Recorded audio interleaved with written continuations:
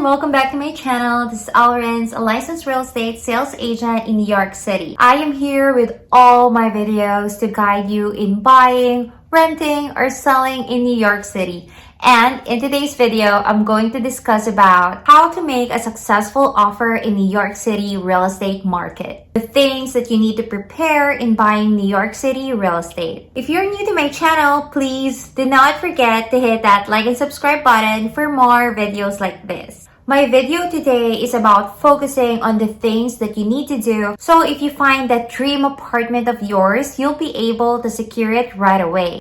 If these things are prepared right, it will give you an advantage over other buyers that are looking to buy an apartment in the city. Completed documents put you in the driver's seat because it shows the seller that you are serious and you are ready to close. First thing that you need to prepare is the REBNY financial statement. This document will be usually asked by your broker to be filled out before making an offer. This form will have your assets, liabilities, and income. This form will be able to tell the seller the background of your finances, and in this will be able to calculate your debt to income ratio, especially if you're buying a co-op. In the balance sheet, you'll be able to list your stocks, bonds, and properties. You'll also be listing your liabilities, such as your mortgage and your loans. You need to be very specific when it comes to income. If you have a bonus, you need to list it here, as well as other income resources. This statement is very delicate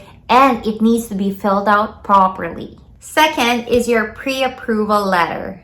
It will be best and it's very advisable for you to have a pre-approval letter before starting your search. Talking to a mortgage banker before even you hit the streets will be a good strategy because it will save you a lot of time and it will manage your expectation. You don't want to spend the whole day looking at apartments and getting disappointed at the end because the apartment that you like, the apartment of your dreams, is not affordable because you didn't check with a banker your budget. Having a pre-approval letter also shows the seller that you are capable to financing and you are ready. Proof of funds is very necessary if you're planning to buy a property that is all cash. Having a pre-qualification letter is also okay, but a pre-approval letter will basically be stronger just because bankers have already checked your credit and all of the other financials that you have given them. Third one is your offer form. The offer form contains the summary of the offer. It has the address of the apartment, the asking price, the amount offered if the deal is contingent upon financing, the amount of financing, the approximate closing date, your name, your employment, your annual income, and your liquid assets. It will also have the purchase price, the down payment, subject to mortgage, and the cash on closing. Fourth is your real estate attorney. I need you guys to remember that this is a very important and one of the biggest decisions that you'll ever make in your life. That is why you need an experienced attorney that will make the process smooth and stress-free as much as possible. Real estate attorney won't charge you per hour and it's typically a flat fee. It's best to talk to a couple of them and ask them their rates and compare and check with whom you're most comfortable to work with. Fifth is the down payment. It will be at least 20% of down payment here in New York City, and typically with an initial deposit of 10% once the contract is signed. You are free to put more down payment higher than required if you're competing with others. Whoever has the higher down payment has the stronger credentials.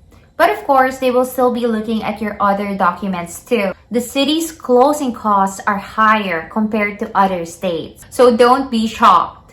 It's better to be prepared on this than being caught off guard eventually. Your real estate agent should have this handy. Having a good estimate will work on your advantage. Seventh is that you need to be prepared with post-closing liquidity. Condos won't typically care about this, but co-ops do. In condos, as long as you have down payment and you have obtained a mortgage, you're good to go. This post-closing liquidity applies to co-ops. Typically, co-ops will need 2 years of post-closing liquidity for you to be able to be approved.